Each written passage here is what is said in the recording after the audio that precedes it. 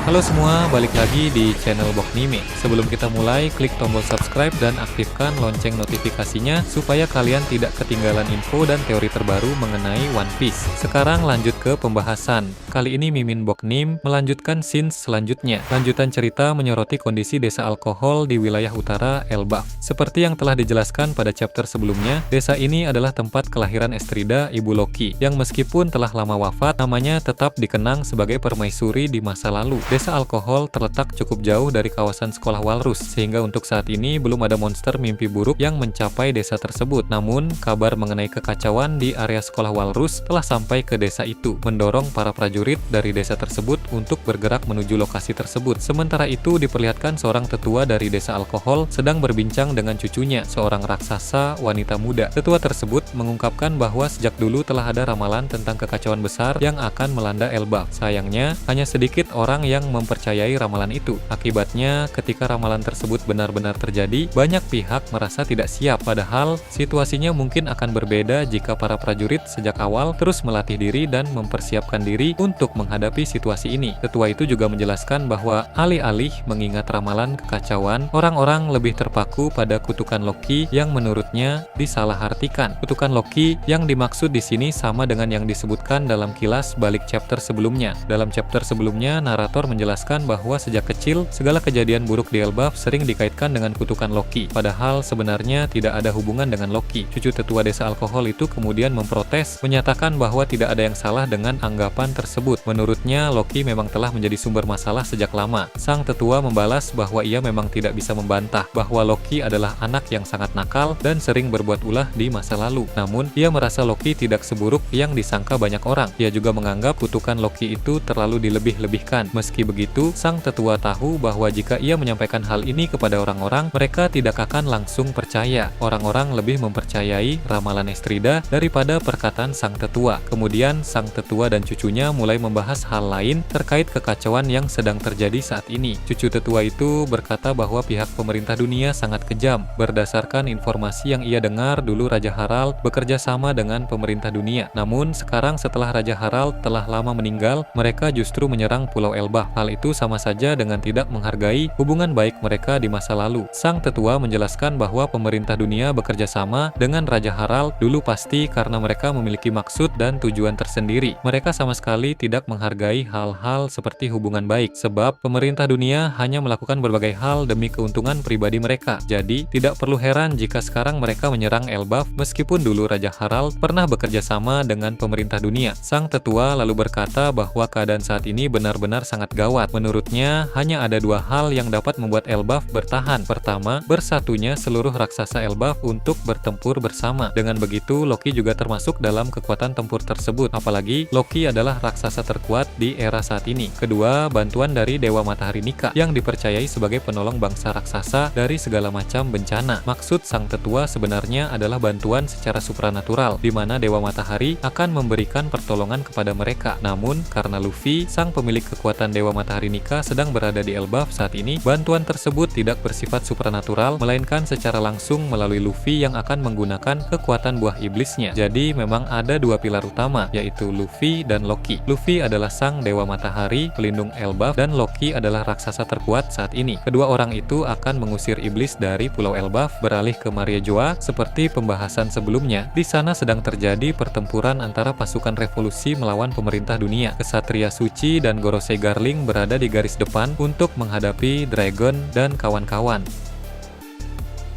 Dalam pertempuran tersebut terjadi duel sengit antara Dragon melawan Garling. Garling telah bertarung dengan lebih serius dibandingkan sebelumnya, di mana ia melancarkan berbagai serangan dengan haki yang sangat besar. Alasan Garling kini bisa bertarung lebih serius adalah karena ia telah meminta izin kepada Im Sama melalui telepati untuk menggunakan kekuatan penuhnya. Meskipun dampak dari kekuatan penuh Garling ini berpotensi membuat halaman Maria Joa hancur, Im Sama mengizinkannya asalkan kehancuran tidak sampai ke ruangan inti Maria Joa. Prioritas utama Sama saat ini adalah mengalahkan Dragon secepat mungkin, karena Im Sama tidak ingin Dragon berhasil mencapai ruangan-ruangan penting di kastil utama Maria Joa. Para kesatria suci di sana memahami bahwa Garling telah bertarung dengan lebih serius dibandingkan sebelumnya. Shamrock yang sedang bertarung melawan Sabo juga bisa melihat hal tersebut, sehingga ia tahu bahwa ayahnya sudah tidak menahan diri lagi. Sabo pun menyaksikan hal itu dan secara spontan berkata bahwa Gorosei baru itu ternyata jauh lebih kuat dari yang ia bayangkan. Shamrock menanggapi dengan berkata bahwa sudah terlambat untuk menyesal sekarang. Ia menambahkan bahwa lebih baik pasukan revolusi bersiap menghadapi kehancuran besar. Namun bukannya cemas, Sabo justru tersenyum. Dia mengatakan bahwa sebenarnya Dragon sendiri masih menahan diri sejak tadi. Jadi ketika Garling bertarung dengan lebih serius, Dragon juga akan segera melakukan hal yang sama. Tak lama berselang, Dragon mulai melancarkan serangan-serangan badai yang sangat kuat. Belo Betty yang berada di tempat itu berbicara sendiri, mengatakan bahwa sebaiknya Dragon tidak lupa bahwa di Marijoas masih banyak budak dan pelayan dari kalangan orang biasa. Tentu saja Dragon mengingat hal itu, sehingga meskipun ia mulai menggunakan kekuatannya lebih besar, serangannya tetap terkontrol. Badai yang dikeluarkannya difokuskan pada area sekitar Garling saja, sehingga tempat-tempat di mana para budak berada tidak terkena dampak dari serangan Dragon. Kemudian, Dragon dan Garling saling menyerang secara langsung dengan serangan beruntun yang kuat dan sangat cepat. Garling melancarkan tebasan-tebasan dengan pedangnya, sedangkan Dragon menyerang menggunakan teknik cakar naga. Teknik cakar naga yang Dragon gunakan ini, dia gunakan dengan tangan kosong seperti Garp, namun Garp berfokus pada tinju, sedangkan Dragon pada serangan cakar naga. Tanpa kita sadari, ternyata serangan cakar naga ini benar-benar di luar nalar. Serangan yang Dragon kerahkan ini memberikan efek petir hitam yang menggelegar di setiap serangan dan tangkisan yang Dragon lakukan. Tidak ayah, tidak kakek, ataupun anak yaitu Luffy, tidak ada bedanya dari mereka bertiga. Hal ini tentu membuat Mimin Boknim geleng kepala. Kalian juga kan nakama, kita sudah pernah melihat teknik cakar naga digunakan oleh Sabo di kerajaan Dressrosa yang memang sangat hebat. Namun ketika Dragon menggunakannya, teknik itu jauh lebih kuat dan bervariasi karena Dragon adalah pencipta jurus tersebut. Saling serang antara Garling dan Dragon menimbulkan kerusakan di lingkungan sekitar. Akibatnya, para kesatria suci dan pasukan revolusi harus menjauh dari lokasi mereka agar tidak terkena dampak pertarungan itu. Jadi, di sini Dragon dan Garling sama-sama menunjukkan kualitas kekuatan mereka yang sangat luar biasa. Tak heran dengan kekuatannya, Dragon bisa menjadi pemimpin pasukan revolusi yang tidak pernah tertangkap sejak dulu. Begitu juga dengan Garling, dengan kekuatannya, tak heran ia diangkat oleh Im Sama menjadi Gorosei baru pengganti Saturn. Garling pun berkata bahwa itulah teknik cakar naga yang sering dibicarakan oleh para Gorosei lain. Para Gorosei lain sudah tahu tentang teknik cakar naga Dragon, karena Dragon memang telah menciptakan teknik itu sejak masih di Angkatan Laut dulu. Garling juga mengatakan bahwa bertarung dengan tangan kosong memang menjadi ciri khas keluarga Monkey. Ia menambahkan bahwa dari yang ia lihat, Garp juga selalu menggunakan serangan dengan tangan kosong. Dragon menjawab bahwa sekarang tidak hanya dirinya yang menguasai teknik cakar naga, tetapi muridnya juga telah menguasainya dengan sangat baik. Murid yang dimaksud tentu saja adalah Sabo. Dragon pun mencoba memprovokasi Garling dengan berkata bahwa Garling boleh menggunakan senjata apapun yang dimilikinya, sedangkan ia sendiri akan terus menghadapi Garling dengan tangan kosong. Shamrock yang sedang bertarung melawan Sabo juga disarankan untuk menggunakan senjata apapun yang dimilikinya, karena Sabo pasti bisa menghadapinya dengan teknik cakar naga yang telah dikuasainya.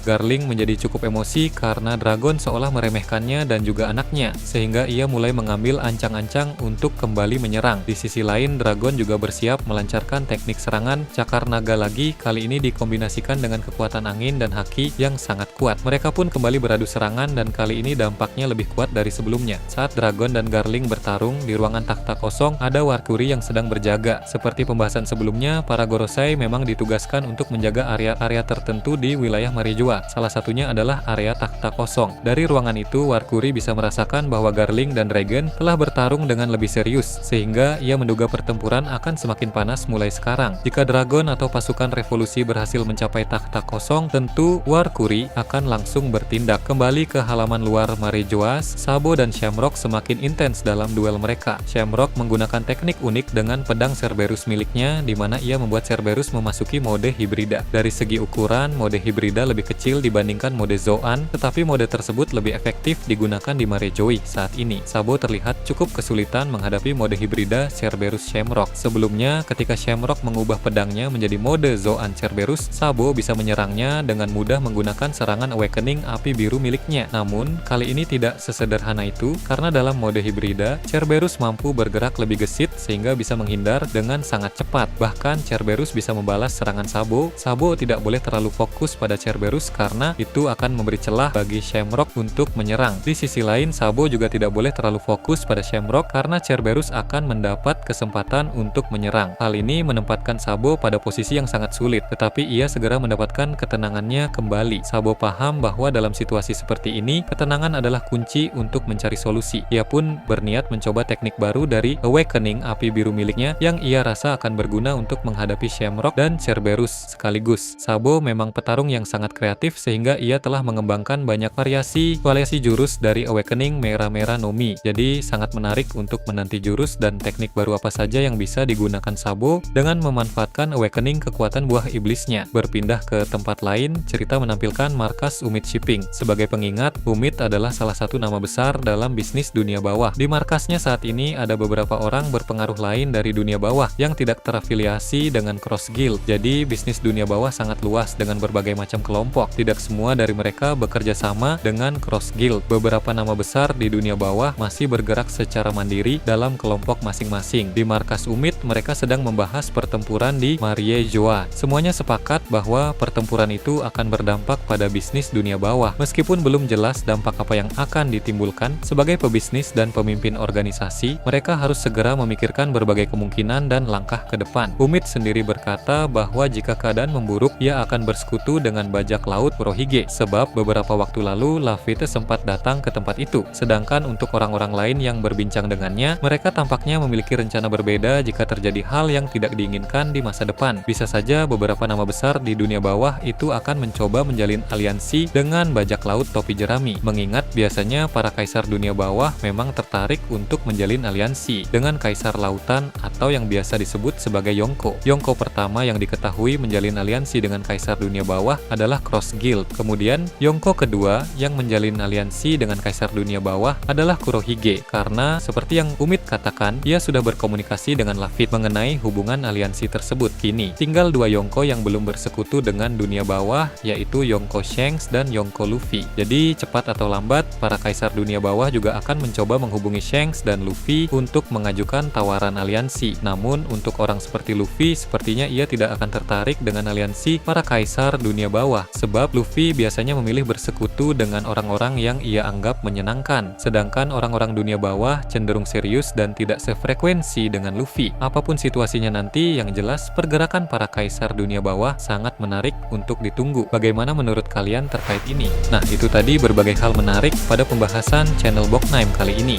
Menurut kalian bagaimana? Silahkan tulis di kolom komentar di bawah. Oke, segitu saja untuk pembahasan kali ini. Jangan lupa like, share, dan subscribe untuk video menarik selanjutnya. Peaceful World.